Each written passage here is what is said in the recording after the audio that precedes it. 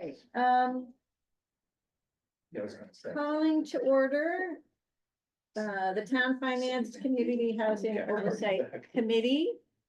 On Monday, March 10th, 6 p.m. So do we start with figuring out who's here, or do we start with public comment? If you wanna make sure everyone can hear you. Yeah, members. can you guys hear? John, Rick, you can hear us? Yes. I good, yep. All right, well, why don't we just do a brief attendance then, and then we can do public comment, okay?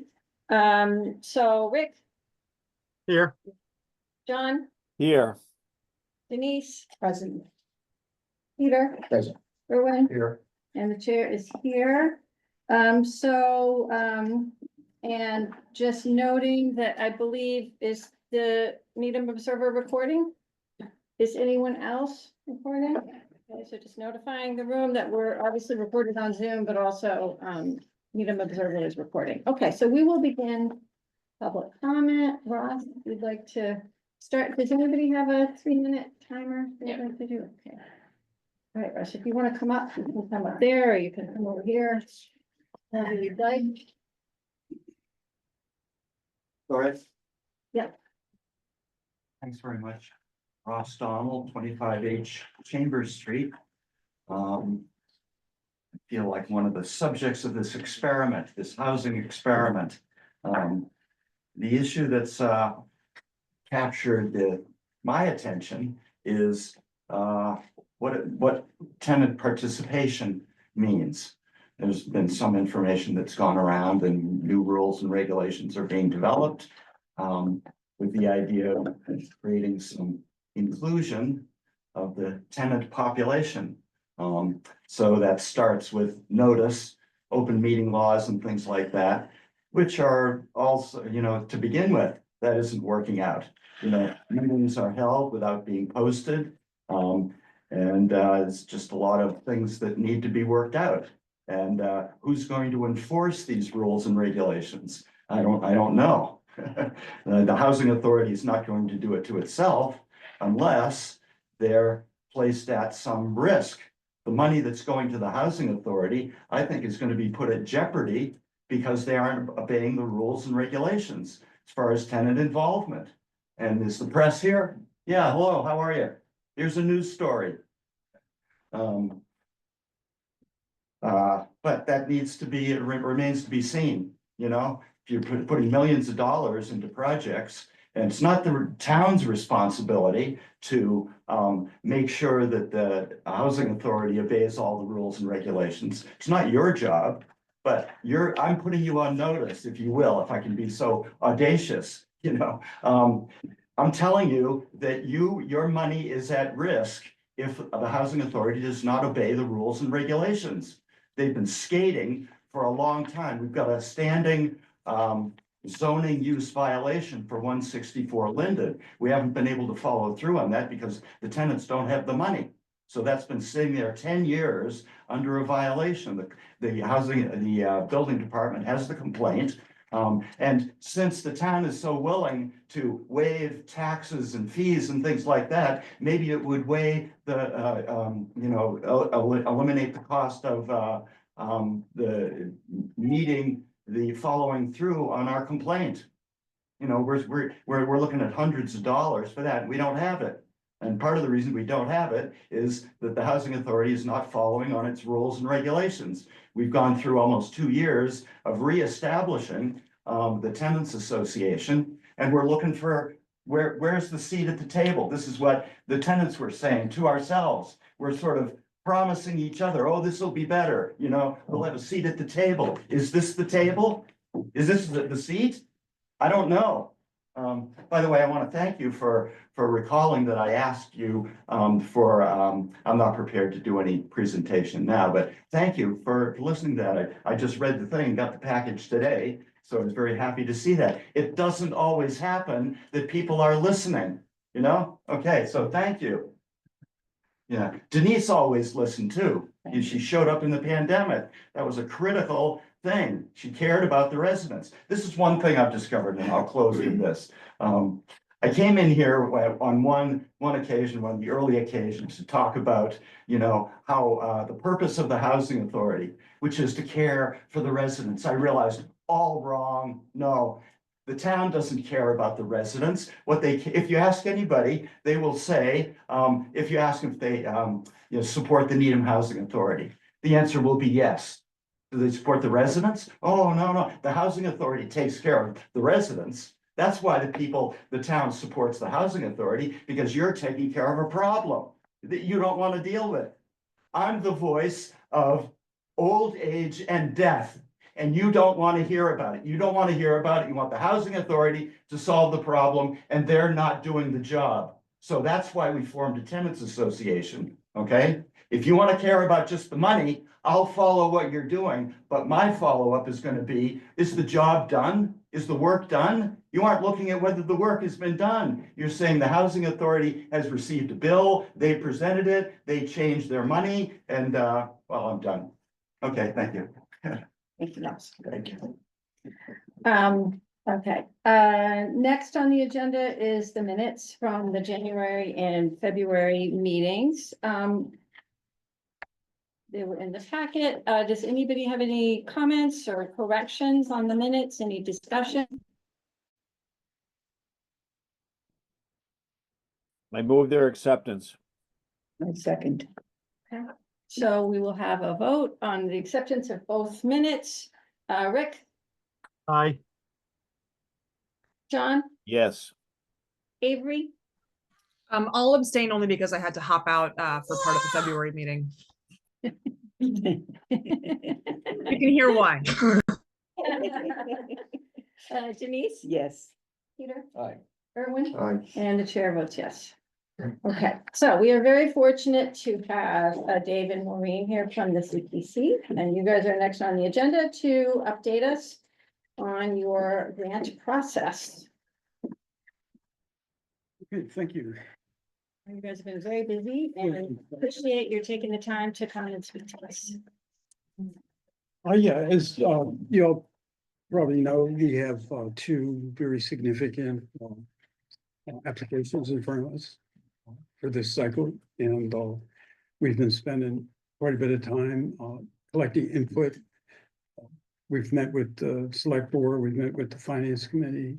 We have a public hearing tomorrow, actually, or no, day after tomorrow, Yeah. on Wednesday, and we thought it would be appropriate to get input from the T-Chart, because I know you're familiar with the Linden Chambers project, which isn't on our table or on our plate, but it's related to another project, the Seabeds Book Project, and I know you're somewhat familiar with that, so we're interested in any thoughts or input that the committee might have. Did you want to just go through the housing projects that you are considering? Yeah, we can give a summary, and Just, maybe you can, briefly from your point of view, and then I'm sure the, committee members may have yeah, like questions or. Maureen, maybe you could give a brief introduction to the Charles River project. Yep. That's 59 East Militia Heights, up near the Paul Merritt Building that's been there for quite a few years. The land was purchased 3.5 acres, and they are proposing to develop it into integrated housing and education complex where adults with intellectual disabilities can live side by side with people without intellectual disabilities. Let's see. I think I won't go into the history of Charles River because I think we all know very well what they do, and they've been a great neighbor for years. The Heights project is going to entail 86 units of housing for households earning at or below 30 to 80% AMI. Half the units in the project will be available through a closed referral system for people with autism and intellectual and developmental disabilities and Charles River staff. Charles River will provide a comprehensive network of support services alongside educational opportunities within the project, clinical support, training, job support, things like that. As part of the Charles River's educational model, the remainder of the units will be available to households earning at or below 30% to 80% AMI, but will not be restricted to individuals with autism or intellectual disabilities. The integration of adults with disabilities and adults without disabilities is a critical component of this model and is mandated by both federal and state law, which requires such individuals to have access to the greater community and receive support in the least restrictive and most typical setting possible. They're hoping this becomes a model that can be replicated across the region, across the state, country even. So in total, 86 units. And there's also going to be community center within one of the main buildings so that it's open to the public, so it can be used for different kinds of community events. There's going to be a walking trail that kind of goes around the circumference of the property, also open to the public. So really trying to make it very open and part of the community. So they, the cost is $3.5 million for this, and that's what they're requesting, excuse me, from us. It's much more expensive than that, but Yeah, total cost is, 50, yeah, 51 or 53 million. So yes, this is just a small portion of what the full cost is going to be.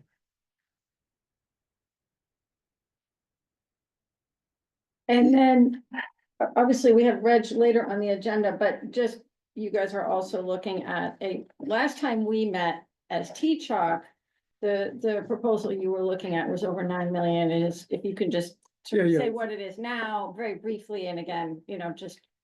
yeah, as an the intro. original proposal was for a project that would encompass both seabeds and Robert Cook, all the units, and the purpose of the project would be to bring the properties up to improved standard, looking at a 20-year forward window for capital improvements.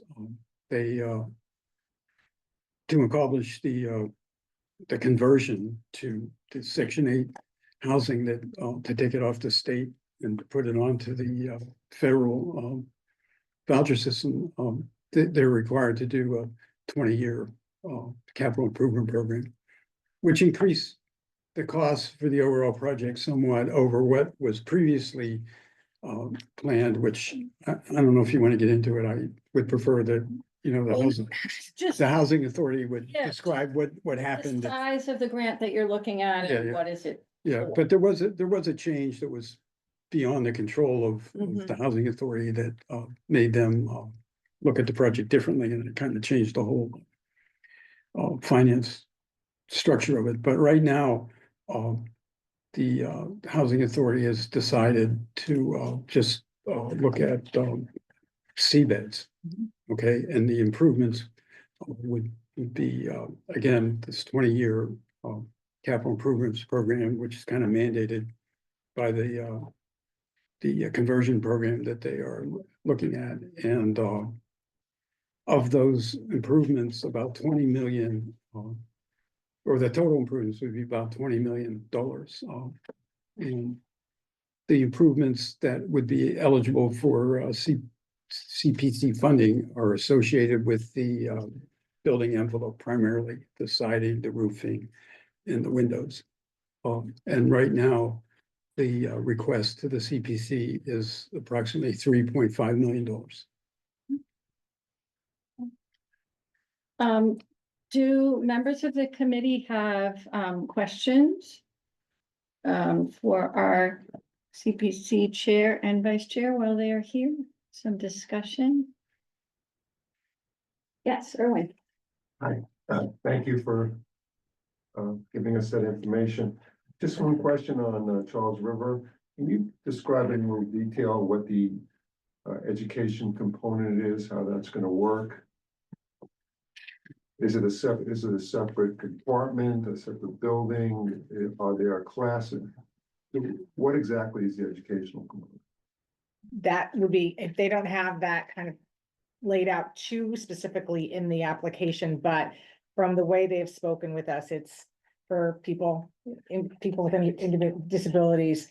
And they have staff on site that's people who are going to be referred to this program need less than 30 hours a week of support, but that support is going to include things like education, job training. These are people that might be able to go to college with support. And so the Charles River staff that's going to be, there's 5 units within this complex that are going to be reserved for staff that are going to be on site. And of course, it's right next to the Merit Building. So it's really going to be kind of back and forth between the Merit Building and the main building that's going to house that community center, which will also have like a lab with computers and things like that. So the staff that are on site are going to be working with individual clients that have goals of going to college, have goals of getting a job ready. So that's how it's gonna work.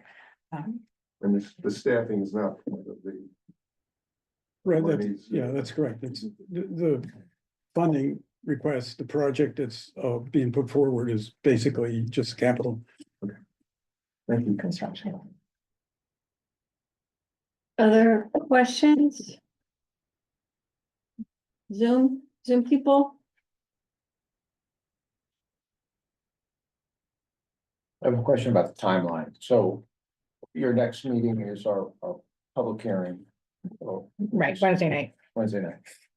And then, is there gonna be some after that, are you gonna have some discussion about allocation of resources? Because there's some, it seems Yeah. like the request number exceeds the number that's available. Oh, yeah, So I just wondering. yeah, no, that's a good question.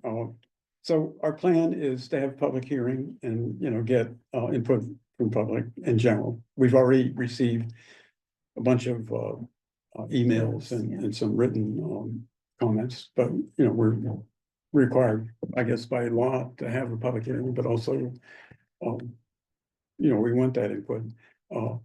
At the end, after the hearing, we're gonna have a discussion about the context, the framework for our dividing up the baby, so to speak, or whatever metaphor you want to use. And then the following meeting, we're gonna have the actual discussions. Which But is next Wednesday, yeah, so it's just a week from- later. A week from Monday. I wanna have just a brief, framework discussion about, these are the things that we should be thinking about. I wanna get the members of the committee to be thinking about this the following week, because the meeting in the following week, the 19th, is it? Yes. Yeah, I mean, that's gonna be, fun meeting. Yeah. But if you have any thoughts about, how to, as a past chair of the CPC about, how to make that I'm sure work. you're just happy you're not. Well, I think that, first of all, I want to say that I've been to the meetings and I've been listening in and you're really digging in. And so you're much more familiar with it than I am. So I don't think you need an observation from the balcony, if that's not, I don't know, if that'd be particularly helpful. Right, Because I think that you're doing a really great job.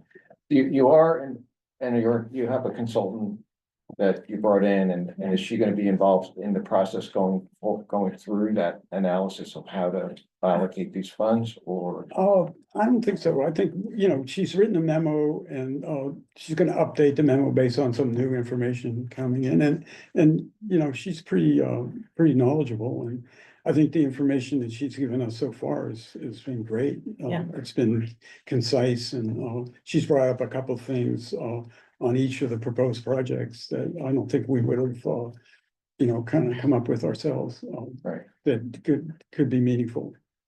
So after she gives us our input, I don't think we would go back to her, except if there was some technical question.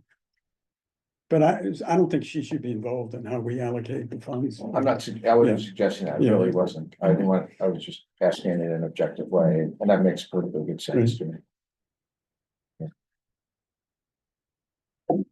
Any other questions, comments? Okay, well, is there anything else you guys want to let us know? I don't think so. No? Okay, well, thank I you. don't think so. Much appreciate, of course, look forward to seeing how you do that splitting. Oh, yeah, no one's looking forward to that. I can tell you that. I just want to say personally, in these difficult times, thank you for your public service. the amount of time and energy and integrity you've put into the process. And I hope that all of our friends and neighbors realize you are volunteers taking on this great job on behalf of our town. Thank you. No, thanks. We're gonna have you back. Very gracious. You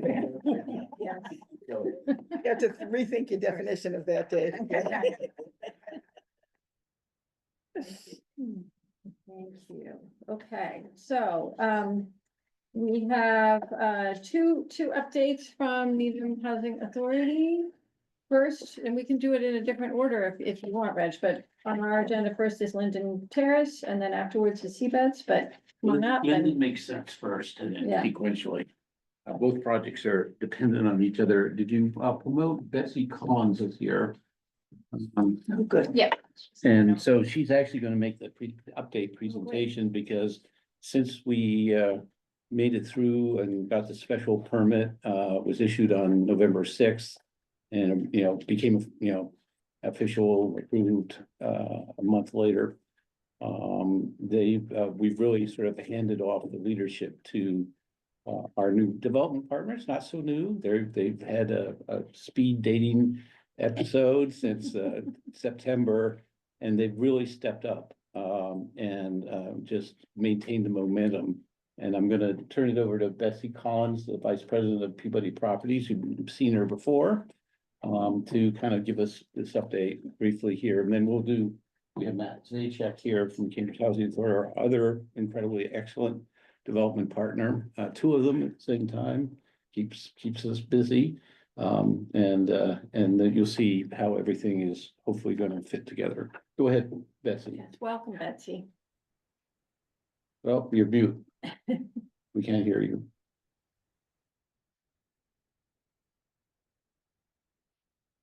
Still can't hear you.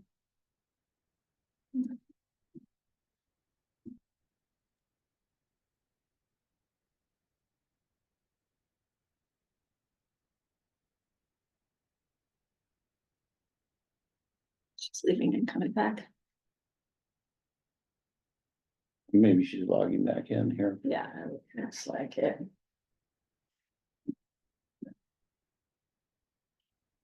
I think it might have been on her end, though, usually,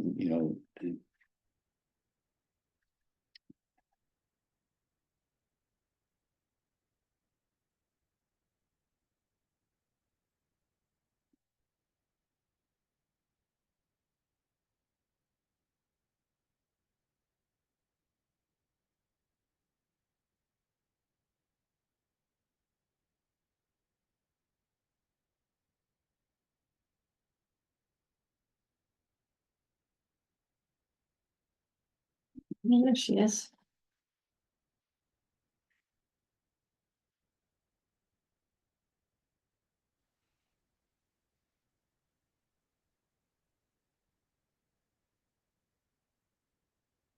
Hi, Betsy. We can't hear you so far. so we'll go to Plan B. This happens from time to time. Betsy, why don't you call me on your cell phone and we'll use that as, I think we've got a quiet enough room, so that would work. And you just put your mic over there on mute just in case it comes to life.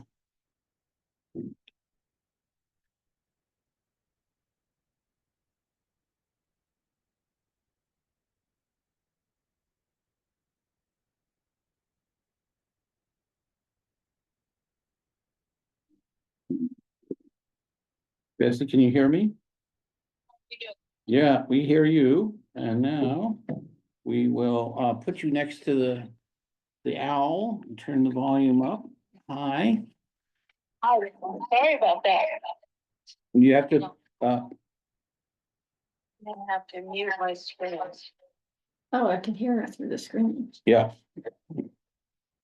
Yeah, you have to Oh, I see. turn your volume down on your computer.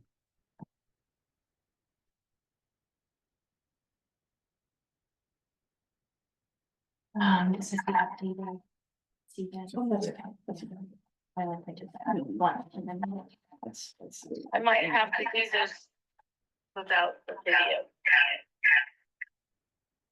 Well, we can hear you fine, and you can just continue on, the, my cell phone here. There we go. How about that? You won't hear me twice. All right.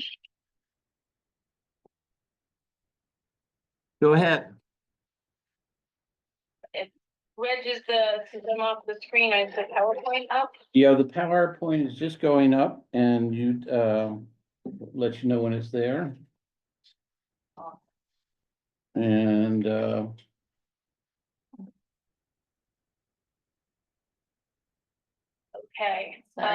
Take me a second. sorry about that. Not a smooth entry here. it's, So quick update on Linden.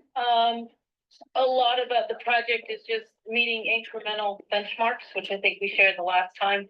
And Reg alluded to one of the big ones was, getting a special permit and the Conservation Commission approvals and getting those on record. And if you recall, last time we also talked about a lot of the state funding and its process. We had submitted a pre-app to Executive Office of Housing and Livable Communities on 27th of November. And that process, as I have now learned, they had 81 applications and they referred 35 projects on to inviting them into a funding round. And Linden Terrace was one of the projects selected. So good news in all regards. It's a benchmark that we all needed to hit. And we were thrilled that we were invited into the funding round. It opens up not just evaluation for this funding round, but possibilities if due to the competition, we're not selected the first time. There's such things as mini rounds and other rounds for people who were invited in. So it kind of opens the door to the project getting really valuable feedback and getting in the queue for funding. And had we not met that, we would have had to just wait until next November, the end of this year, to start all over again. So it was wonderful. There's a lot of effort by the town and others to make that project competitive. Going blind here since I can't find the presentation. A couple other things that we were working towards to make the project look ready to proceed. There were two components. One was to advance the construction drawing to a 70% level, which is a large undertaking by the architect and all the engineers. But what that does is it signals to the state and the evaluators that the estimate for construction was based on enough information that the project had a good number going in for construction costs. They take that as a ready to proceed benchmark. So it was important for us to do that. The other thing that we did, which seems a little less significant, but where this project is on infill, we did a full evaluation of the site soils, 100 and some odd borings, again, to show that we were informed about what was going on and what we'd have to do when soils are excavated for the construction job, you know, where they can go. And wherever you have projects that are built on fill, that is a variable that they wanted us to make sure that we knew what we had. And the good news is very, very clean, nothing of problems. So two things to show that we knew what our costs were, knew what the project was going to look like, and really present a competitive application to the state.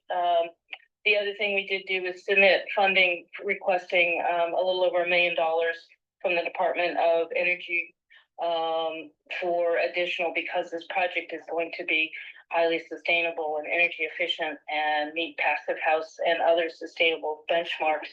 The project was eligible for a little over $1 million of funding. That request went in at the end of January.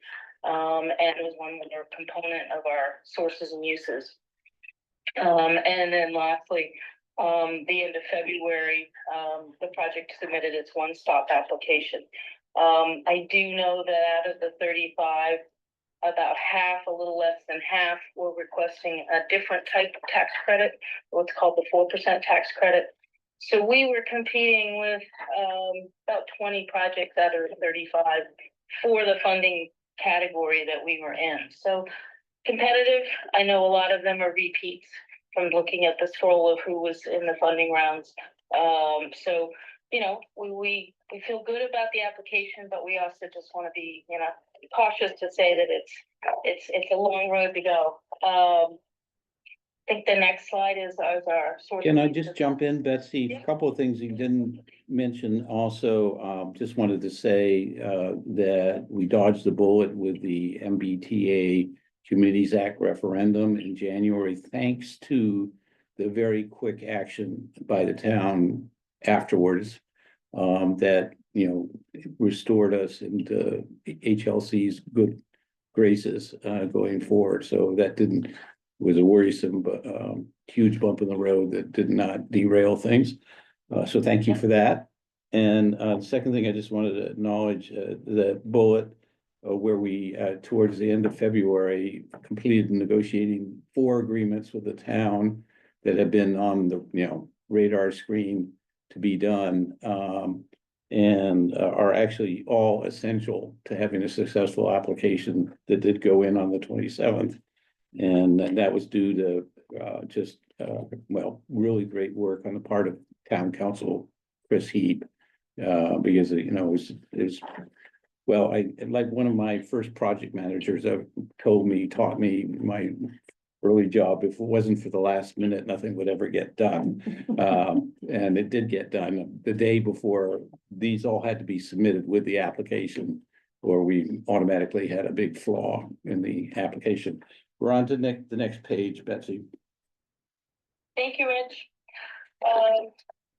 And the source and use you're looking at is refined from the last time.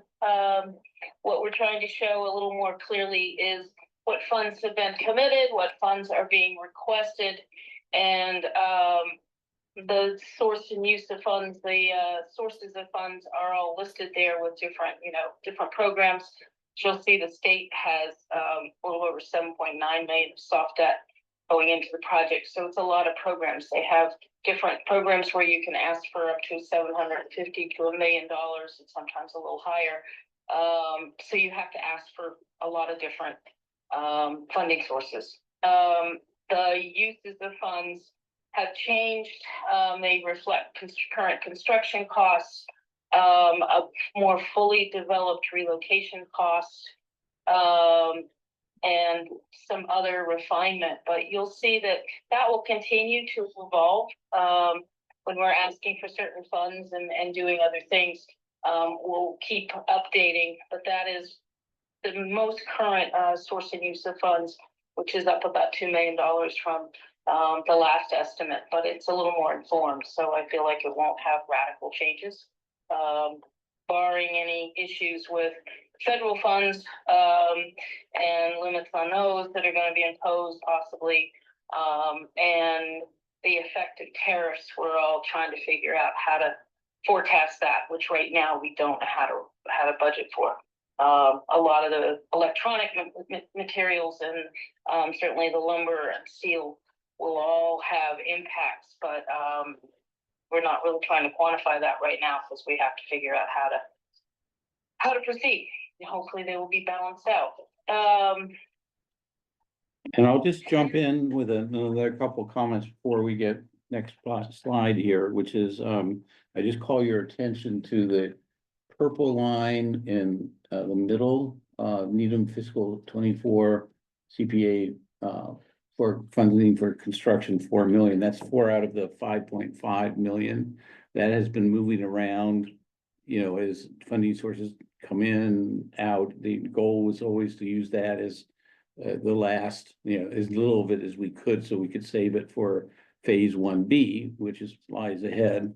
And that's where it wound up landing. But, you know, if we in fact don't make it this round and we're doing the mini round in midsummer, this will all be calculated again. There is some risk, you know, that coming from the Doge operations in Washington that affects the federal funding sources. Nobody knows how that's going to turn out. I also call attention just above that, a couple lines above, below it, I mean, the Affordable Homes Act bond loan, that is a earmark that, thank you, Representative Garlick and Senator Roush, they work together behind the scenes to get that into the Affordable Homes Act. And as you can see, without the town's contribution and our representatives and senators' contribution, we don't have a funding, stack that is credible here. So again, thank you for that. Betsy, before you move to the next slide, I'm just interested in a couple of the line items towards the bottom. The Mass Housing Partnership Permanent Loan, it says MHP letter of interest, and then the construction loan, it says Citizens Bank letter of interest. Does that mean that those parties have expressed interest to us, or that we have expressed interest to them? That means that they've expressed interest in underwriting the project. They've reviewed the assumptions, they've given us some input, and then they write a letter that says that they are interested in providing the debt, construction loan debt and the permanent debt. So that is a requirement of the state. So, And they work together. They have a program, so they share legal costs and take out points.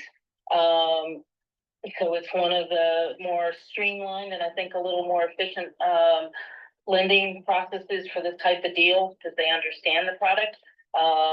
So the kinks have been worked out, which is kind of nice. well, when you said the state requires it, was that required to have that in place for the one stop? Yep, they require you to provide commitment letters. They can be conditional for say the CPC, the CPA funds, any of the sources that are committed to the project. They certainly can be conditioned on, the rest of the project coming together and approvals. And then the permanent lender, the construction lender, and the tax credit investor, who, as you'll see, has actually three. The top three items are all Boston Financial. The state gives us an allocation of tax credit, and then Boston Financial has issued a letter that they are interested in placing the sale of the tax credits and making an equity investment in the property. They'll also buy the federal solar tax credit and the 45L tax credit. So the first three are all Boston Financial's interest in buying the federal credits. And then the fourth one is similar, but they are interested in buying the state low-income housing tax credits as well. So you have a bunch of letters of interest at this point. And that's a requirement because you have to show that you have pretty much identified the sources for all your funds when you go into the state. Thank you. That's helpful. And then one thing, last number I want to call your attention to is the last one that says deferred development fee. That's goes to the developers, which is 50/50 Needham Housing Authority and AHSC Peabody Developer LLC. I just note that there as we go by because we're going to be referring to it in the next presentation for Matt here.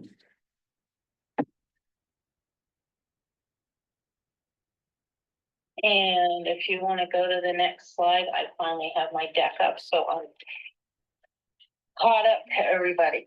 So next steps, we have been asked if we to submit an application to the other side of the Executive Office and Housing and Livable Communities, and that's the Public Housing Innovations Program.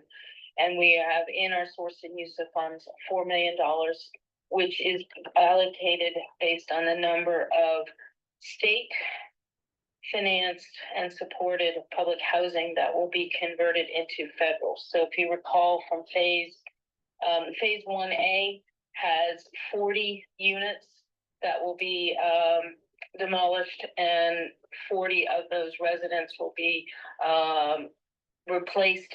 So the state will no longer have to subsidize the apartments, and they will become a federal subsidy. So they have a program that supports that conversion, and it's based on up to $100,000 a unit. And so in the next 10 days, we'll be submitting that request. It will be reviewed concurrent with the application that went in at the end of February. So we have two arms of housing and livable communities reviewing applications to support the project.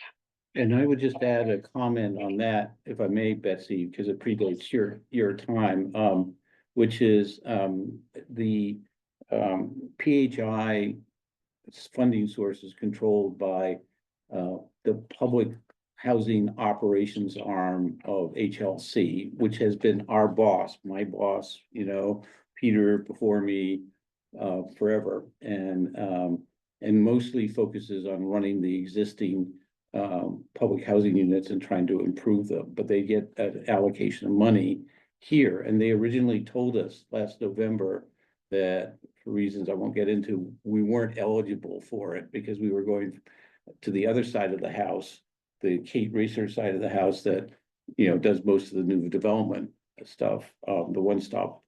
We weren't eligible because of guidelines they had. Because we were going for 9% tax credits and not 4%. And then, unsolicited, like in February, I got an email from that side of the house. It's under Secretary Ben Stone, who we've dealt with for forever as he worked his way up from being a more junior person 20 years ago. And said, we've kind of changed our mind. We think we do want you to submit an application. They have the discretion to do that, and the official application date was the 27th of February. So we're already by that, but they said, if you can get it in on the deadline that Betsy just identified, then we'll consider it. You can read those tea leaves any way you want. And does that appear under sources? No, it's not on this. Yeah. Okay. No, it's on there. Oh, it is. It's Okay. under PH loan, correct? Yeah, sorry. Yes.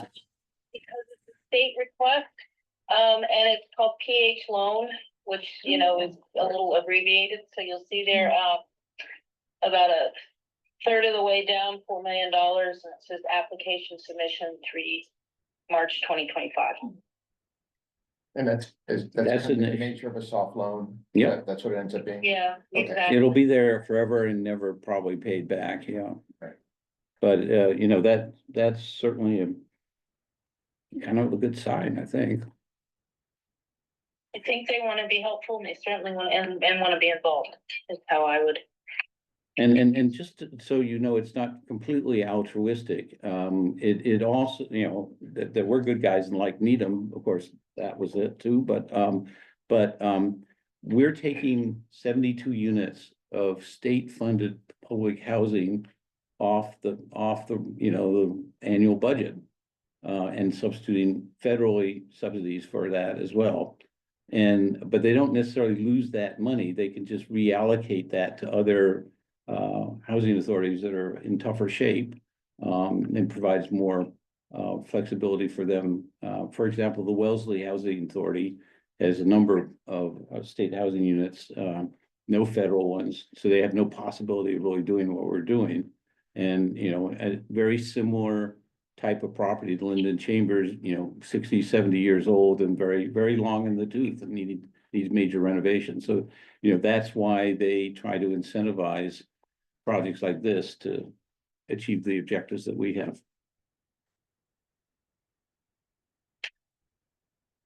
I think we're at the end, last slide here. The Faircloth Authority is the last point there for you, Right. Betsy. So if you remember, we have 76 apartments. We have 40 apartments that we have to deeply subsidize so that the existing residents continue to pay 30% of their income or $50 for rent every month. And that needs to be in place going forward, not just to protect the existing residents, but their successors. We did ask for 16 units of subsidy in addition to that in our funding application last month. But it's critical that we have what's called Faircloth Authority which is going to be generated from the seabeds project when it has its funding financial closing. The authority for 41 of the subsidies will be available to the housing authority for us to then use and subsidize the new units in phase 1A. So these projects are linked by the subsidy authority and CBED's getting through its funding and to a closing. And I should just add there, just to make it real, the average rent of, our population at Linden Street is around $400 or $500 a month that they can afford to pay. That's the 30%. That's averaging across people who paid nothing or $50, but a couple can pay more, but it's for a studio apartment, and they will not have to pay any more than that from a much better, modern 1-bedroom apartment. And in the Kendrick or any one of the modern apartment multifamily buildings that have been built, the fair market value rent, which the HUD calculates every year in our areas, for a 1-bedroom is like $2,500 a month of 27. So it makes up the difference between what our tenants can afford to pay and what we need to bring in to the project to have a healthy, robust P&L, if you will. They call it OPEX, operations and expenditures thing, to go forward. Because if you don't have a healthy P&L going into those tax credit investors, they're not going to put their money in there. They want to make sure that it never gets run down again, not at least on their watch for the next 15 years. And I think that's a good segue into Matt Zajac and see, why don't you come up here, Matt? I saved you a seat in the middle here on the hot seat. There's just one question. Yeah. Sorry. There's that's you're talking about the additional request, and additional request. There's 16. So I just wanted her to unpack that because I didn't quite understand that. Is that part of an application that? In addition to the 41 rental subsidies that will come from CBEDS, we have asked for the maximum the state gives to projects. From a state funding source, we've asked for 8 units of what's called an MRVP. Again, it will be a project-based subsidy, and also 8 additional Section 8 units.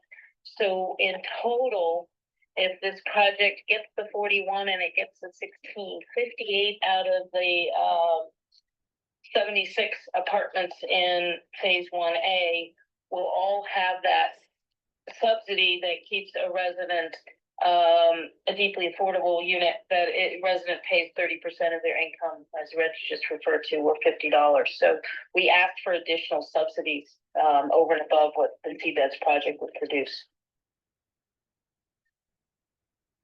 Okay. Right, I understand. Thank you. Great. And Okay. so I'm, Betsy, can you stay with us in case we need to circle back with you? Okay, and Matt, it will introduce us, but I would say, I just want to start by saying the credit, the immense credit, or if somebody wants to blame anybody for this, amazing strategy we put together that actually might pull off, 57 plus 30 is $87 million worth of improvements in our affordable housing in Needham. It's due to the Cambridge Housing Authority and Margaret Moran, who runs the department and was originally one of our consultants. And when she was a younger thing back in 2005, doing the High Rock Homes project, and we owe a tremendous debt of gratitude to Cambridge Housing Authority and your boss, and Matt too, of course. It's our pleasure. Thank you to the committee for the time tonight. My name is Matt Zajac. I'm the Deputy Director for Planning at the Cambridge Housing Authority. It's our pleasure to be the Needham Housing Authority's consultant on the repositioning efforts at CBEDS and Cook. And I'll just bring you through some updates tonight. So next slide, please. I'll zoom through these as much as possible. We have time for questions, but generally we're going to recap what the repositioning strategy is, talk about the changes that have occurred to the financing strategy, and then walk through the current scope for the seabeds only CPA request that's in front of the town this year. Next, please. So. There's stuff.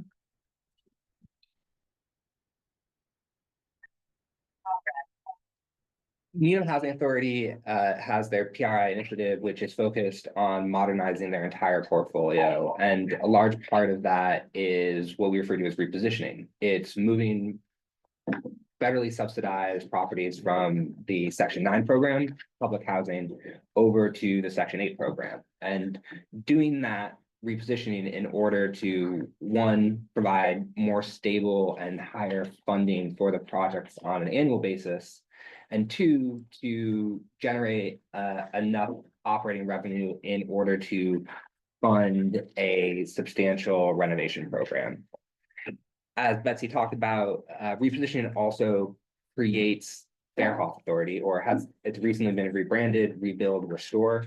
That's the ability for the Housing Authority to redeploy the subsidies that were formerly at Cook when it was public housing into new communities, in this case, Linden Chambers. So as a result, the two properties are intertwined in their fate. And there are just a few logistics that relate to that. So the first is the Fairhoff Authority only becomes available when Seabeds and Cook closed on its construction financing. We're not able to get an advance commitment of it from HUD. And the other sort of flip side of that coin is that in order for the various funders that Betsy has, Boston Financial and MHP, to commit to starting to fund her project, they need the Fairhoff Authority committed to Linden Chambers. So that leaves NHA in a position where they're trying to fund both these projects at the same time while not having them compete for the same pots of resources. Next slide, please. There's a couple of different ways that a housing authority can move between the Section 9 program, public housing, and the Section 8 program. Needham Housing Authority last year made an effort to utilize one of those programs called Section 22. It was an extremely attractive program because it allowed 100% of those units that are currently at Seabeds and Cook to convert to the most lucrative form of Section 8 voucher. And it also allowed all 100 of those units to become Fairhoff units. And unfortunately, that program, Section 22, was closed by HUD at the end of last year due to a lawsuit elsewhere in the country. The higher ups at HUD were very supportive of this project and encouraged us to reapply for another way of moving between the two programs, which is called RAD Section 18 Blend. They expedited our application. They gave us advance warning that we would be able to access a slightly more beneficial version of that program that was going to get rolled out in January. So all things together, we made the transition smoothly, but there are several negative consequences of switching the repositioning strategy. The first is that you receive slightly less Fairhoff Authority. You only get 90% now. And the second is that the Seabed and Cook project now needs to become larger. The primary reason for that is that the Section 22 program did not have any rules around what sort of scope needed to be accomplished as part of the project. You needed to exit the federal public housing program, but you did not need to show HUD that you were meeting the standards of a particular capital needs assessment. On the other hand, the RAD Section 18 program is very rigorous. You have to prove to HUD that you are meeting 20 years of capital needs for the property, either upfront through a construction project or by funding a reserve that on a year-by-year basis shows them how you are going to meet the needs of your roof failing or your water heaters needing to be replaced. So the impact is that Seabeds and Cook are generating less revenue because they have fewer of the high-value vouchers, and they have to do more scope, which is a double-edged sword. The Needham Housing Authority is very happy to be doing a project now that is going to give this property a full restoration that's going to make it last for generations, but it's more challenging to do. And that implication of that is a request for more CPA funds in order to make the property happen. meet those 20 years of capital needs. Next slide, please. So here we get a sense of what that overall impact is. So after we had factored in the higher capital needs of the 20-year scope, our assessor's determination that a reserve of 1.4 million needed to be funded up front, we found that the combined cost of the project for just construction would be 28.5 million, with a total development cost of 40 million. That translated into a CPA request of 10.3 million, which is, as the committee knows, far in excess of what any individual year can fund. So the Needham Housing Authority went through an exercise of trying to find a strategy to move the project forward. We considered working with the town on bonding this year. We turned over the stone on whether we wanted to go back to the bond program. Ultimately, the determination that the Needham Housing Authority board made was to, similar to Linden Street, pursue a phased approach. And what that would do is restore the Seabeds Way portion of the property first. That project has a more manageable $14 million construction cost, which translates to a CPA request of 3.525 million. Next slide, please. This, I think, just a core point to convey, is well sized to support the Linden Street project. It generates 41 units of the fair cost authority by doing the Seabeds Way portion of the project. So moving this project forward by 2026 would keep the AHC Peabody project on track. The implication for Captain Robert Cook Drive is unfortunately that it will need to wait in order to receive the capital needs repairs that it needs. Needham Housing Authority anticipates that they'll return for another request for CPA in the future, which will be larger because the capital needs at Captain Robert Cook Drive are larger. That may require a further discussion around bonding. Ultimately, the exact timing of that second application is dependent upon the ability of this project to close and then to reacquire the sources that are part of the capital stack. Next slide, please. We can come back to this one.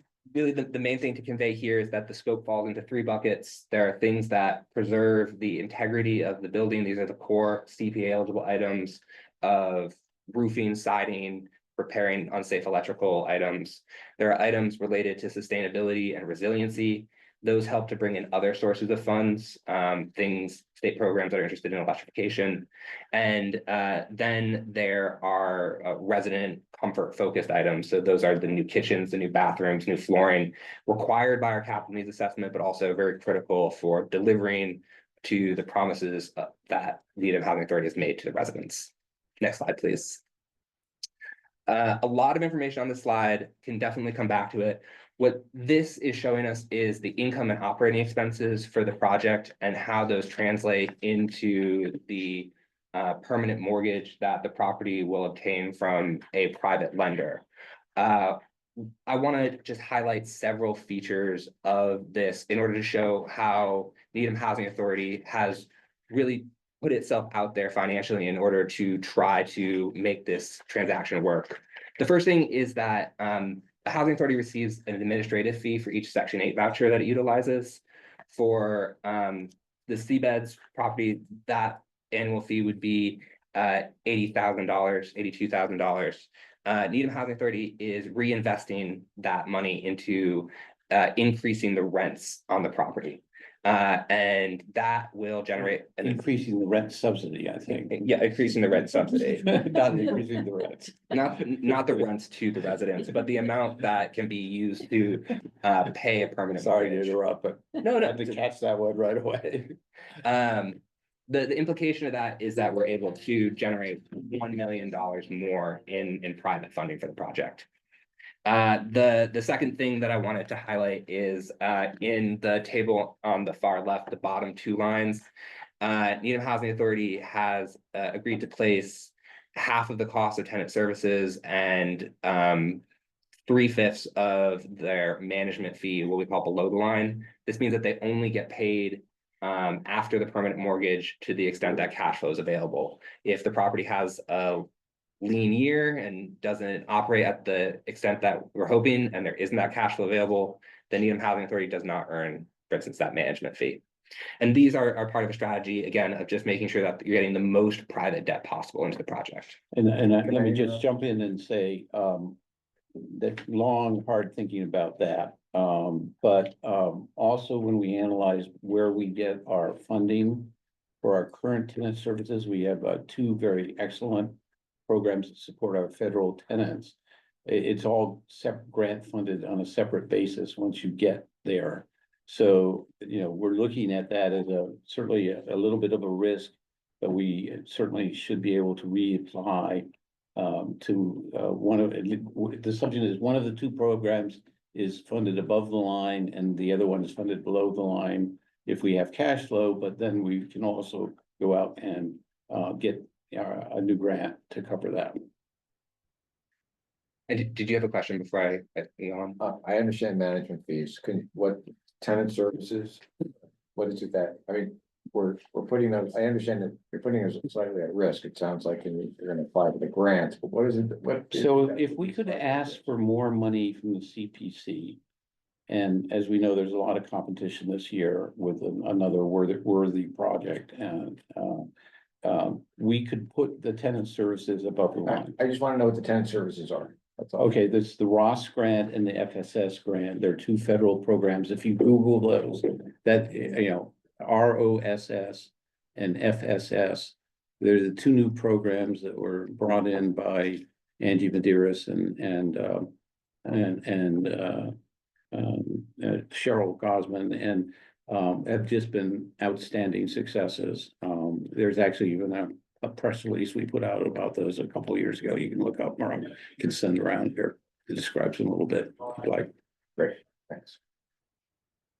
Right, so on the next slide, this shows how that $10.5 million permanent loan fits into the larger group of sources that we have. And I'll just highlight a few of the sources. So there are fewer state resources available to rehab projects than new construction projects, but we are including those where we can. So that's the 1.8 million from the Climate Ready program. And we have also applied for funds from the Department of Energy Resources, 1.8 million. There are some sources on here that are federal. So that is the HERE rebates. Those are rebates funded by the Inflation Reduction Act. Massachusetts has received its commitment on those sources, but not rolled out its program. I bring that up to say that there's risk related to that source. That is one that I think everyone in the industry is hoping will be fully rolled out. But as Reg mentioned, there are federal cost-cutting initiatives. We have the awarded home funds is a recent update since last year, 180,000. Needham Housing Authority will also reinvest again a significant amount of its funding into this project to make it work. So that appears in three places. One, there's a small amount of cash flow. That's the funding from the units when they're occupied during construction. It's not all the units will be vacant at the same time. The second is the 1.1 million reinvestment of the developer fee from the Linden Street project. Due to timing, that may need to be bridged by a private lender. And then finally, there's a sponsor loan of 830,000 that is composed of funds that Needham Housing Authority has available from its previous redevelopment efforts, its federal capital program, and its federal operating reserve. On the next slide, Just before we go on there, I want to just call out the where it says home about 4 lines from the bottom, home 182,000. That's our latest grant. But we've already received 2 grants before that for the Linden Street project that you'll see in that part of the presentation. So we're up to about nearly $750,000 of home funds from the West Metro Home Consortium, which is a regional consortium that Needham, the town, has participated in for forever. I don't know, before me. and it reflects not only that we put the application in, but another way the town has been helping us because they have to back us for putting these applications in. And that's the excellent work of currently Allison Steinfeld, our new housing coordinator, and previous to Allison, Karen Sonnenberg for many, many years, and some of us met here. So again, another thank you. Definitely. This table is intended to help show that each of those funding sources has been, to the extent possible, maximized in the table. So some of them, like the Federal Home Loan Bank of Boston, are capped at the max amount that the program has been awarding in recent years. Others, such as the HERE rebates, are capped at the per unit amount for the program. There are instances where we're slightly under what the maximum is. An example of that is the Climate Ready program. Last year, we applied in a pre-application and we're not pulled forward. So part of the strategy this year to be competitive, we've lowered our anticipated request. Next slide, please. And shall we call out the Linden Cross subsidy before you leave that slide there? So the second from the bottom, in order to make the nut, so to speak, of the capital stack, we need to fund the project at the much higher degree of renovations level. We were still falling short, and CPA is pretty much stretched to the limit at this point this year. And so board took the decision to take the 1.1, it's rounded from what you saw in the slides from Betsy, but the 1.1 of the $2.2 million developer fee, and that is paid at closing of Linden, and reinvest that back into CBEDS. So CBEDS is providing this, fair clause subsidy units, without which the Linden project can't go, and the Linden project is providing an extra $1 million of cash, without which I don't know where we would go, and not CPA. So it's sort of interesting the way things have sort of worked out that way. Thank you, Rich. We've talked about many of these, but we just wanted to provide you with our assessment of some of the risks in the financial environment and the structure. To look at the top one, the cost estimate that we're using was produced by a professional in September of 2024. We live in a world with tariffs that change every time I open my news. And so for that reason, there is a buffer included on the construction costs to reflect the possibility of escalation before closing, 4.5%. We talked about the first two bullets in the operating expenses, but the third one is that similar to the Linden Street project, the CBEDS initiative is assuming that NHA will be able to negotiate with the town on a $0 pilot and a waiver of the building permit fees. Again, instances where the town's support for the Linden Street project has been essential for making it work and could help to make this project a reality. And that has to be approved again by the select board, but they did approve it for the Linden Street project, both of those, and we did have, I can see Dave wincing over there revenue wise, but it's incredibly helpful to make that get that extra help there, sort of off the books, our books, extra help, but not on the books, town help. Before you were going to the next slide, right? I was just the last risk to highlight here is the first bullet under funding sources. We have an interest rate assumed for our construction and permanent debt. Those can play a significant impact in how much interest is in the pro forma, how much debt you can leverage. And we are in, again, a volatile economic climate where those can change. We try to hedge against it by including buffers in our pro formas.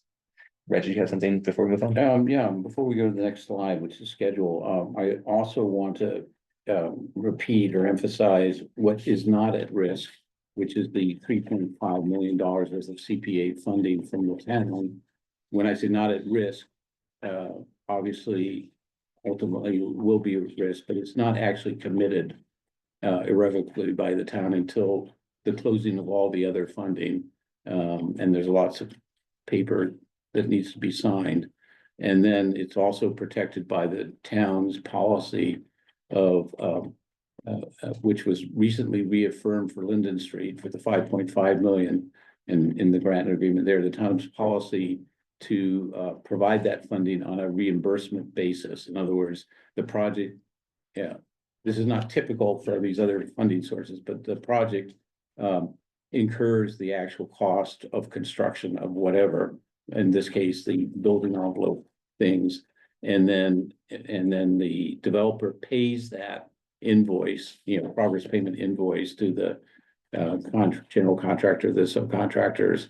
And then we come to the town to you folks, the TCHOC, or maybe your successors if you're still around, and gets presented using the process that we've been using now for the last year for Linden Street.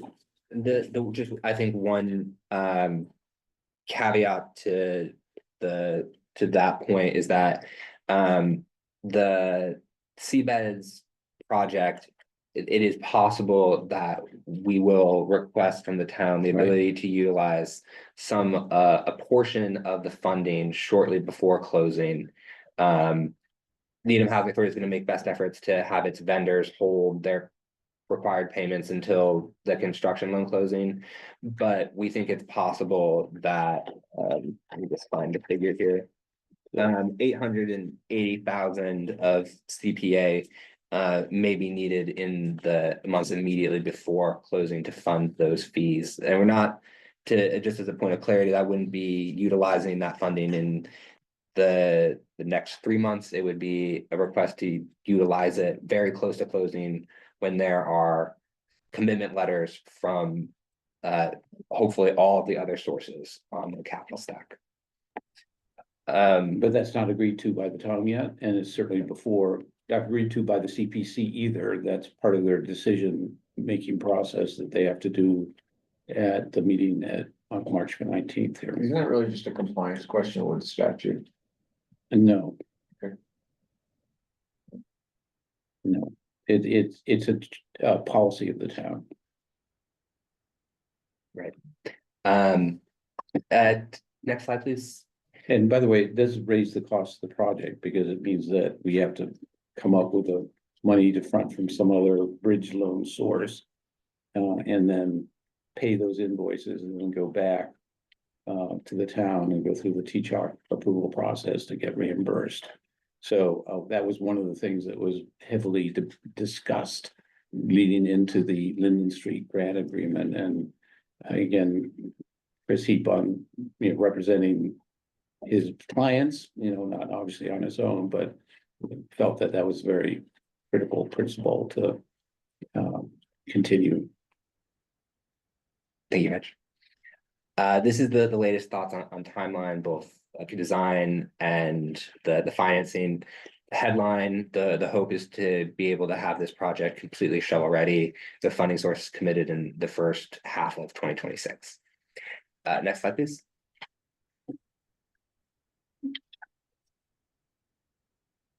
We wanted to acknowledge the importance of the CPA funding to the project. The state unfortunately does not fund preservation and rehab deals that don't generate new construction units as much as new production projects. And that means that local support from stakeholders such as yourself is critical to being able to make these properties serve future generations. It allows the project to move forward at a faster pace because it does not need to wait in an extremely long queue for bond financing and tax credits. And at the same time, it allows the Needham Housing Authority to leverage a large amount of private funds. So each dollar of town investment in this project will leverage $5 of other sources. And next slide, please. This is just a high level look at what this all means for Captain Robert Cook Drive in the future. The Captain Robert Cook Drive project currently projects to have a total cost of $23.3 million. which would translate into need for $9.8 million in CPA funds. The Housing Authority will, of course, be looking for ways to bring in as much soft money as possible from other sources to minimize that. But this is our current thinking if the project was able to move roughly 2 years in the future. And of course, construction costs go up too. Right. There are several risks to the approach. Costs can go up, you're losing economies of scale. The federal programs or the state programs that we're assuming could shift significantly during the time period. And there's also the potential for the property to deteriorate during the period, creating unforeseen challenges. And then Can I ask a question on that. I thought the CPA funds were limited on for rehab to just a certain percentage of the construction cost. And that's why on Seabeds, it's 3.5 million out of the much greater amount. Here, it seems like it's over half of the construction cost. Can you just describe, do I have that wrong, that it's not limited just to a certain percentage of the work, that being exterior work? It's a great question. The CPA eligible construction costs are limited, and you can fund, as I understand it, a percentage of soft costs related to that. But part of the reason why the CPA costs are higher on the Captain Robert Cook Drive side is that it's a property with more substantial capital needs, more issues related to its siding, its roofing, those things that are integral to the CPA mission of preserving the integrity of the building. The property was rated as being in poor condition by a property needs assessor, as opposed to fair condition, which was the condition of Seabeds and Cook. So those factors in combination sort of explain the different Let ratios. me get it more, it's the right answer, and Peter's nodding his head because he was there when it happened, but we all remember that 115-inch snow year where it was collapsing roofs in 2015. Well, we got away from us on the Seabeds, and Cook buildings, and we Seabeds ones, and we suffered a huge amount of exterior and interior damage. And so we had an emergency request to CPC that summer following, because town meeting was already, all set at that time. It happened in March. We thought, and the cost of those repairs was about $2 million back in 2015, which is obviously, and then our Deb Guyot, our executive director, got an emergency HUD grant for that $2 million, and we withdrew that CPA request. Peter's now remembering the painful time that was, and so Seabeds got fixed up.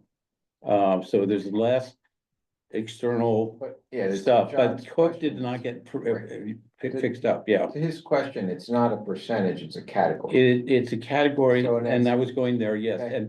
and so when we actually have construction documents, only certain repairs are going to be eligible for CPA reimbursement from the town. And we used a percentage last year that you're remembering the year before, John, because we were a much earlier stage of construction, and so we had, estimates, concrete estimates. And we, for administrative simplicity, we just decided 21.2% were going to be allocated to CPA reimbursement, and the rest of it, the Housing Authority would find funding to pick up the rest of that pre-development costs. Okay. Then one other question on this is, let's say we get to 2028 and we don't have $9.8 million that are either in the CPC funds that time, or that we can borrow because of other borrowing needs that the town has. If we elect not to go forward with this at that time, and either not do it at all or delay it further, am I correct that that does not at all jeopardize Linden or what we're proposed to do on Seabeds? Yes, and None of this, we're not tying ourselves, we're not committing ourselves to this in order to do Linden and Seabeds. yes and no. We're not committing it now, but phase 1B of Linden Street is another $40 million project that will add 60 brand new apartments, the other wing of the building, and it needs Faircloth units from Captain Robert Cook to work. So we do need to somehow figure out how to do Captain Robert Cook. No, but I guess another way of answering that though is if it's not available, you're not gonna go forward with one bid. Right? That's, We can't. you can't, okay. That's And just to And- quickly answer the other flip side of the question, though, if Captain Robert Cook Drive was not able to move forward, Seabed's Way had been funded, there would not be a negative impact on Seabed's Way. It would not be in default of a HUD reuse restriction or one of its other funding sources. Yeah. Seabed's Way, once funded here, will go on its way, and the ultimate conclusion on Captain Robert Cook Drive and Linden 1B will not impact it.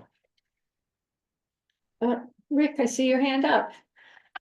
Yes, you do, because maybe it's me, but I just have a little bit of confusion with all the numbers. So I'd ask if you could just walk through it one more time. Okay, we have right now, and I'll preface this by saying, we have right now roughly 5.5 million already committed for the Linden project that is in abeyance until such time as we actually start construction. Am I right there? Yes. And so none of that money is going to be spent now because we can't go forward with additional funds for Linden Chambers. Am I correct there? I'm not sure I understand your question. Okay, so having said that, we have to come up with $9.85 million for seabeds. And there's been, I think you mentioned something about doing a bond. No. We raised it as a potential plan, but it was not something that the town was ready to go forward with as an idea. So the amount we're requesting for seabeds only going forward with that project is 3.5 million of CPA funding. Okay, and what's the other 9.8 for?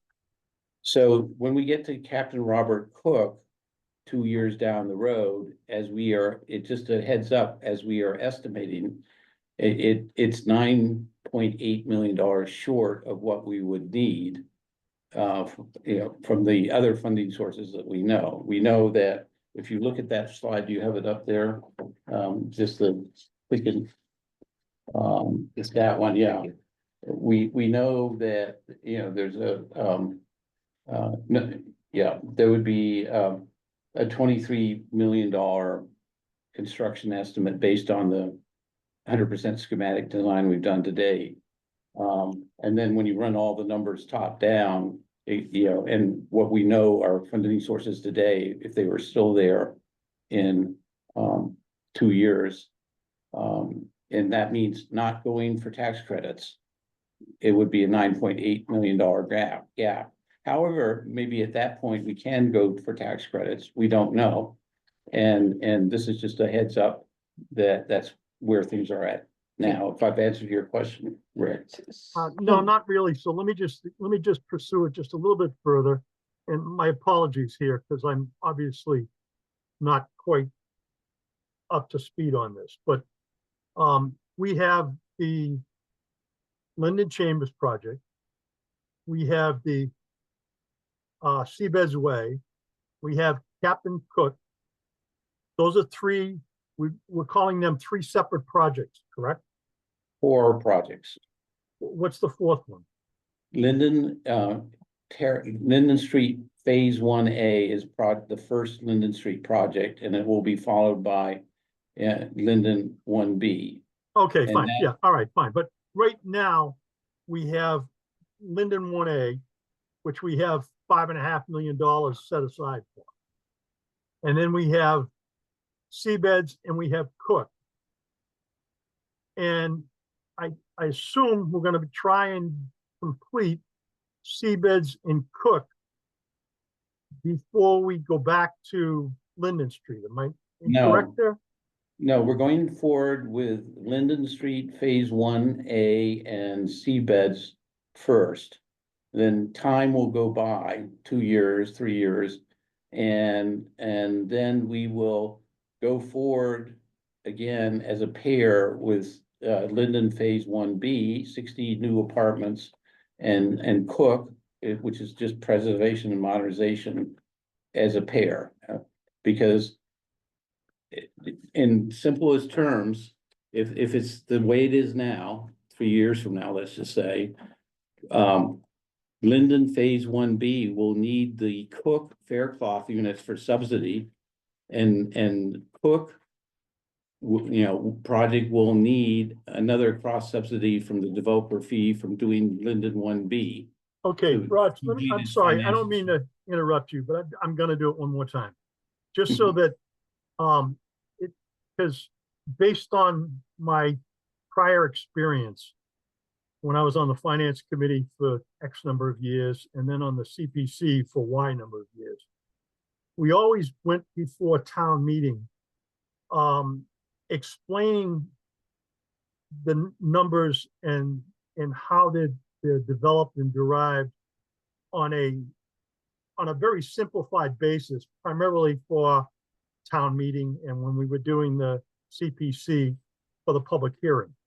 And one of the parts that I'm honestly, and again, maybe I'm a little bit slow here, but I find this very confusing and very difficult to follow.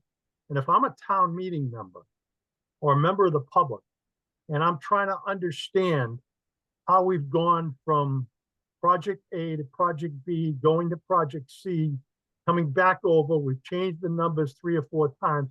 I think there needs to be a summary slide that explains all of this so that, and I'll pick George Kent because he's a nice guy, at town meeting floor, and he's trying to figure out what's going on with the money and how it's being processed. Or, any one of the other town meeting members who are coming on for the first time to see all of this. And I just see this as being very confusing. Now, that's just my interpretation. You guys may differ. You may not agree. That's fine, but that's just a comment that I would have. Because even as a member of TCHOC, I'm having a problem following the money trail. It's like, follow the money, okay? I have a problem following the money. And I can't quite get there.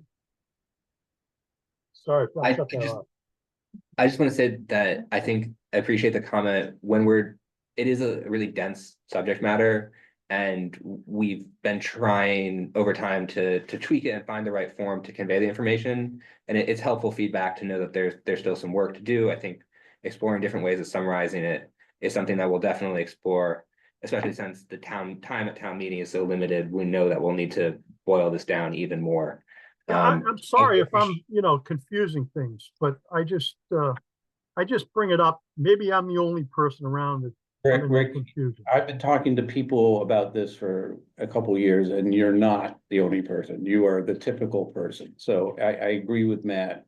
This is something we really need to work on, and making sure that all town meeting members feel like they at least understand the basics before they're asked to vote. Yeah, and I also think you're gonna need to explain, I think last May at town meeting, we thought we were getting Linden Chambers, our commitment was gonna be 5.5 million.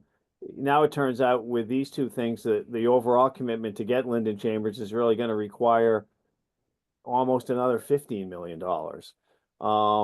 Between the 3.5 this May and then the 9.8 that you have up there. So I just think that needs to be identified to people, and so people really know the scope of what this has become.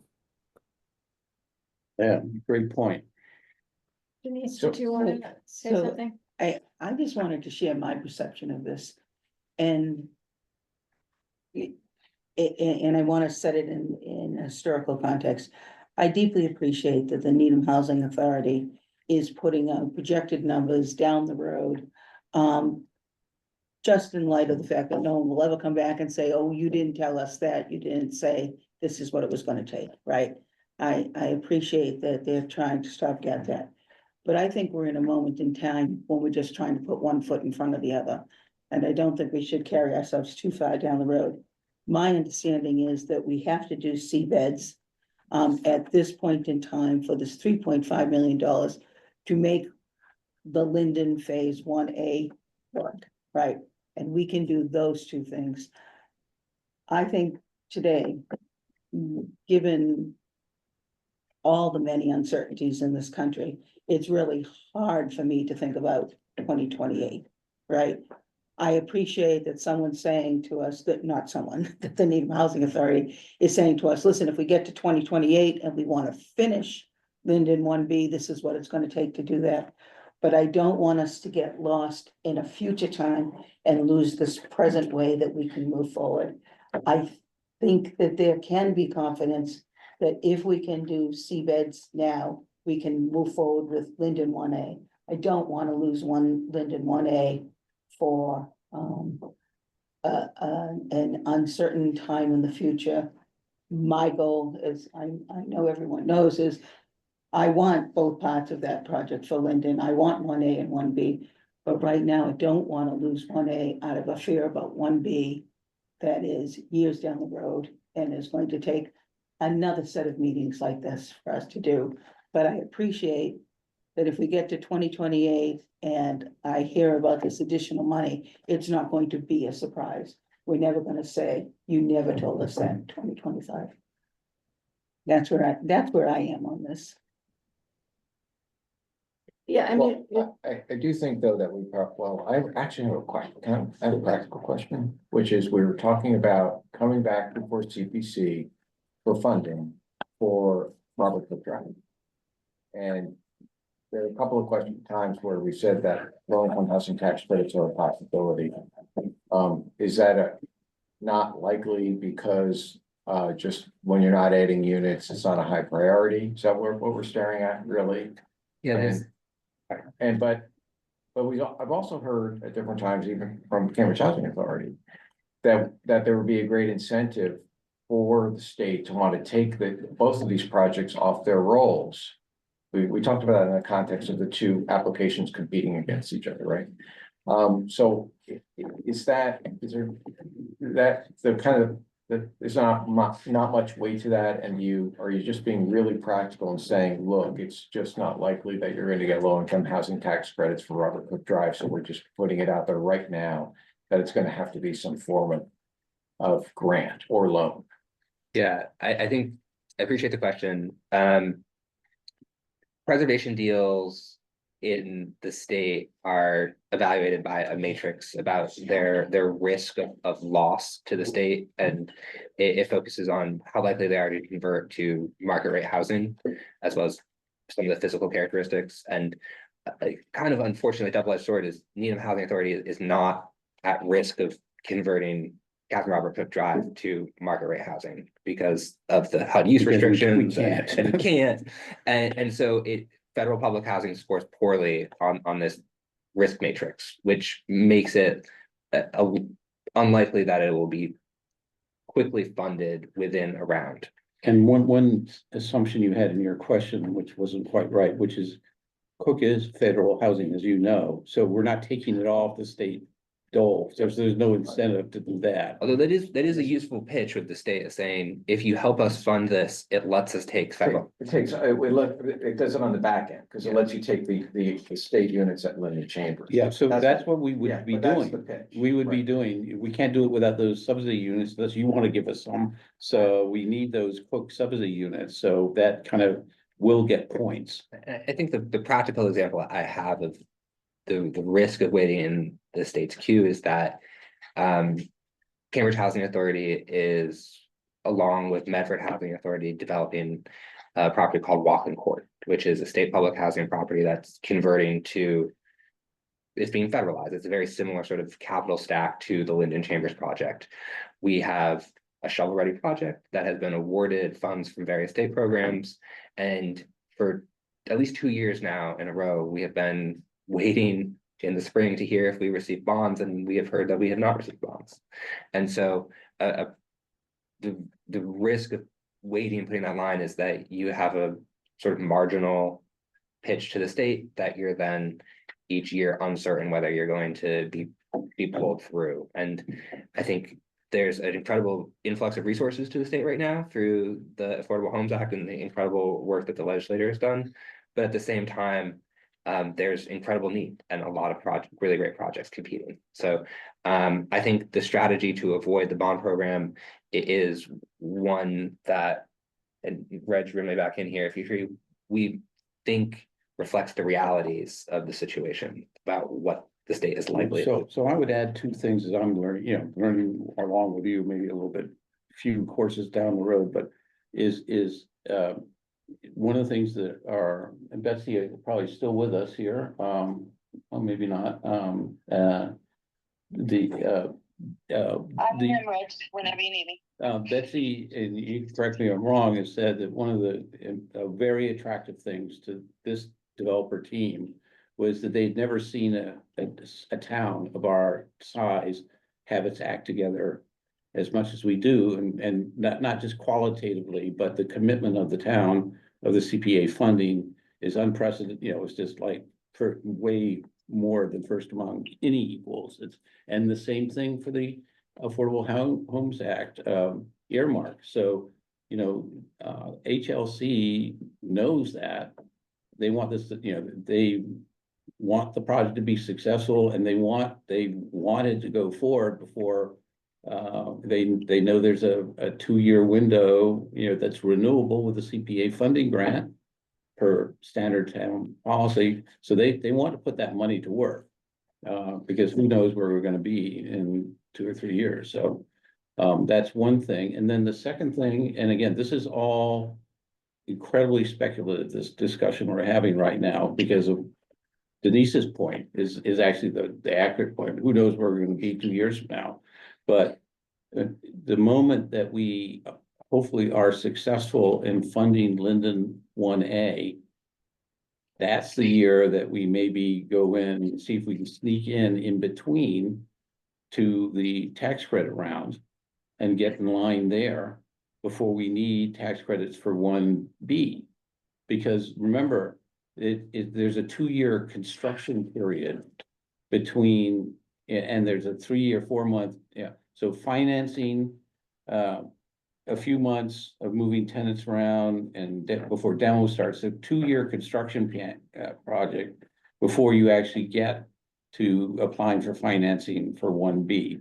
Now, I'm speaking very top down loosely, and Betsy, you can correct me if I've got it wrong here, but there may be a window that we can sneak into the the tax credit round, the one-stop round, in between Linden 1A and 1B, and sneak in with the Cook project. We'll just have to see. Betsy, did I get anything wrong? No, and the only thing I was gonna add is just further education on the 4% tax credit program is an anomaly in of itself. And you need to use a certain kind of tax exempt bonds that are allocated by our per capita. They have nothing to do with the 9%. They have nothing to do with bond bills or state resources. And so our population doesn't move much. So we know pretty much every year how much volume cap tax exempt bonds they're going to have that are used and have to be used for 4% deals. So no matter how you look at it, there are at least 3 to 4 times the number of deals already in the queue. As Matt referenced, he's been in the queue for sounds like more than 2 years. Getting in the queue and being in a smaller federal project is not, you can't jump the line because of other things. You get in line and you wait, and it just is a function of time, and the size of the deal doesn't really make it a lot of sense either. It's a little small for one of those, for a 4% deal. So it's not necessarily how good the project is or all the other needs. It's just a function of seeing the reality of how many big projects are queued up in front of it and how many have been waiting as long as Matt's deal and other deals. So, 4 years down the road, you might still be waiting, and 4 years down the road, you'd still be in the queue to do the two projects. And if we really want to keep going down this road, I'm looking to the chair to cut us off, but one more Thank thing. you. I'm inviting you, but one more thing, which is, one of the things we did, at the beginning of the Seabeds Cook project, which we started, is we started it with a master planning update phase, where we updated the master plan for that site. And it's available if anybody's interested in it, that created, 5 options for adding new units to the existing units there. And it may turn out in a year or two that if we mix in some new units and we know where they would be built, we know the footprints, we know the populations it could serve and so forth and so on at a conceptual plan level, then maybe what we go forward with the Cook project is not a 4% tax credit deal, but another 9% one, because it has new units, Which, be more attractive to the state. yeah, so I think this is sort of making the point that this, as Denise has suggested, that this stuff 2 years out is highly speculative. You know, and it's helpful for us to get the heads up on it, but this could change drastically and change again. And change again, you know, by the time it comes around. And so I think it's interesting to know, but it's really not our focus right now. It's Correct. nothing that's on here on Captain Cook it creates any change in our decisions for now. There's no dependencies, Right. as you've said, right? So if, you know, however the CPC recommends and however town meeting votes, they actually don't even really need to know about this at this point, because it's not dependent and it could change. So I think it's interesting, but I'm gonna try to be respectful of people's time. People have had to drop off on the meeting, but if there are other questions, it's certainly very, very interesting.